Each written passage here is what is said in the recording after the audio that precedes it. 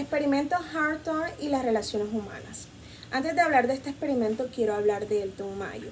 ¿Quién fue Elton Mayo? Este fue un psicólogo y sociólogo australiano, el cual fue reconocido por sus grandes aportes a la ciencia de la administración. A su vez, siendo el representante de la Escuela de Relaciones Humanas. Elton Mayo nació el 26 de diciembre de 1880 en la ciudad de Adelaida, Australia. Elton nos dejó su más famoso experimento Hawthorne, el cual se basó en 4 fases. Dicho experimento se realizó en 1924 en Western Electric Company en la ciudad de Chicago, Estados Unidos. El objetivo de este experimento era determinar la satisfacción del hombre y la eficiencia de los obreros. Este experimento duró aproximadamente 5 años, en donde Mayo y sus colegas realizaron un estudio sobre las diferentes condiciones laborales, donde tenían un efecto negativo o positivo en el rendimiento de los trabajadores. Este estudio se dividió en las siguientes 4 fases. Fase 1. En esta fase se tomó como objetivo dividir a los trabajadores en 2 grandes grupos. En el primer grupo se le asignaron labores de manera normal, pero con una intensidad de iluminación variable. Al segundo grupo se le asignaron las mismas labores, pero con una intensidad de iluminación fija. Esto se hizo con el objetivo o con el fin de laborar y verificar la correlación que existe entre la productividad e iluminación en el área de trabajo. Con esto se estudió el efecto que tenía la iluminación en el rendimiento de los obreros. Se descubrió que en el primer grupo hubo una intensidad de producción inestable que varió, según creyera, la intensidad de la luz sin que ésta tuviera una relación directa. Los investigadores, sorprendidos, notaron una variable difícil de aislar, cuyo nombre la llamaron factor psicológico. Los operarios reaccionaban de acuerdo a una suposición personal, ya que ellos mismos se sentían con la obligación de producir más cuando había más intensidad de luz y de producir menos cuando ésta disminuía. Entre más luz, más producción; entre menos iluminación, menos producción. Sin embargo, al comprobarse la predisposición del factor psicológico sobre el factor fisiológico, se llegó a la conclusión de que esto influía negativamente, por lo cual se trató de aislar o eliminar esta fase, ya que la consideramos inoportuna. Segunda fase. Esta etapa se llevó a cabo en 1927. En esta se cogieron a 6 trabajadores de nivel medio.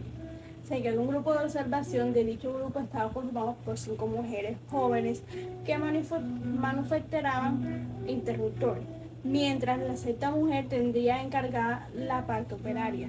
A proporcionar de piezas se deseara un rollo en espacios laborales alternos y separados de los normalmente establecidos para los empleados, y pasaron por contar con un suspensor a contar con un encargado que servía como orientador. La segunda fase se dividió en 12 subperiodos, en los cuales se modificaron, entre otras cosas, como los sistemas de pagos, se introducieron periodos de descanso, refrigerio, supervisión flexible. Se estudió las reacciones de los operarios ante los cambios de estímulos y su relación con la producción. Se concluyó que los operarios trabajaban con más tranquilidad y sin ansiedad. El ambiente de trabajo sin presiones era más satisfactorio. No había temor a ser supervisor. Se desarrollaron sentimientos sociales entre las personas del grupo de observación. Más allá de las relaciones laborales, los operarios se motivaban entre ellos y se desarrollaron características de liderazgo, objetivos comunes. Tercera fase. Un nuevo enfoque, que nos dice que el resultado de los datos captados en las actitudes diferentes entre el grupo general y el grupo experimental, interesándose así a lo que hoy se llamaría el estudio de las relaciones humanas. En esta fase se realizaron entrevistas a los trabajadores, para así conocer sus opiniones y tener un resultado más preciso. Así los supervisores pudieron aprovechar esta información y así realizar mejor su trabajo. Cuarta fase. Se escogió un grupo experimental para trabajar en una sala especial, con condiciones de trabajo idénticas a las del departamento, pero esta venía con cambios tales como de que un observador estaba dentro de la sala y otro fuera de ella.